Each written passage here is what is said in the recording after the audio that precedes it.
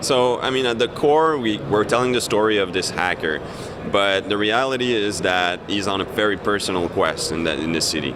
So, very early on, we wanted to be about him and things close to him. And all of our characters in the game, not just him, we want them to have their own crisis, their own story to tell. So it's not only about it, and it's also about all those other characters that he will cross path with. And so initially he's on a quest for vengeance. He wants to find the people who hurt his family, and he wants to know why they did it, and he wants to get back at them.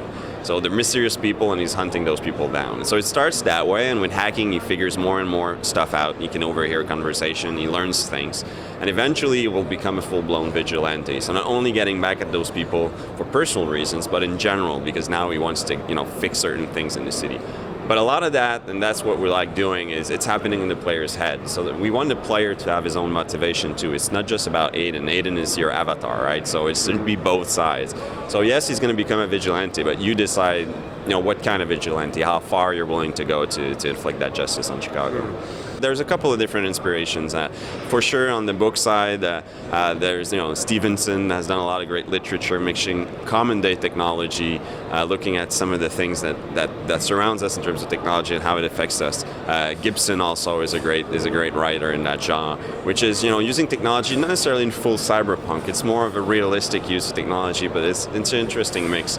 And on the movie side, it's less about the themes than the treatment. I think if you look at a movie like Heat, you see that there's possible to have action, sometimes exaggeration, but keep it serious. Don't go into some kind of satire or corny violence approach, or something that feels real. So that's where we're trying to go with the tone of the game. Well, I think I'll know that answer more precisely after we ship, but so right now it's pretty wide and it's interesting. I think it's a mix. I think there's a lot of people who are looking for new types of game, new IPs that love sequels, but maybe want something fresh. So that's across every genre, and there's so few new IPs coming out, so you feel there's a thirst for that. We started with a small group of very senior people. We pulled some people. We had a lot of people that came from Far Cry who were into the idea of building an open world, an environment where you have a lot of freedom and you can make your own plans and decide how you want to do things. We had a lot of people also who came from Assassin and Splinter Cell. Actually, if you think about it, there's quite a few people who are working on Splinter Cell, and I think that was also helpful in terms of using technology as a tool. There's a lot of tools in a Splinter Cell, and also having a respect for stealth as a way of playing the game, not just full-blown action, even though that's definitely something we want to support. And we got to working also with the Newcastle studio. We work with the Paris studio now, Bucharest. So we have so many studios working together. So we're pulling from different experience. We worked really hard in Montreal in building our driving model to be very physic and somewhere between physics and arcade, so that you get different feel for different vehicle, but at the same time it's not too hard, so there's a balance there. And now we're working with the Newcastle team. They're building a lot of driving based missions to try and challenge this and make use of all those different variables we have in our driving. So that's cool to be able to work with people who have those various experiences on the team. Okay. It's hard to say. I mean, there's a lot of people who are influenced by science fiction, are passionate about cyberpunk or science fiction on the team. Definitely on our writing team, we have guys who are very knowledgeable in those subjects. But even on our marketing team, we have people who are. So it's across every department on the art. And I think what's strong with our team is there's a lot of different talents, a lot of different influence. People come from Europe, from the States, from Canada, all mixed together.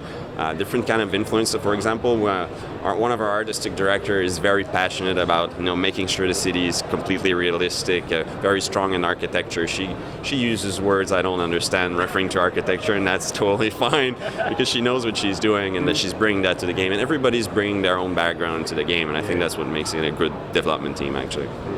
Yeah, it's a soapbox. Well, we worked on this game for 4 years, and our goal was to bring something fresh for gamers. We want them to have an experience that's unique. You're playing a hacker in an open world. You can make your own plans. You decide how you want to play it. So it's a fresh offering. We haven't talked about them online, but there's also a lot of things that are going to connect players together.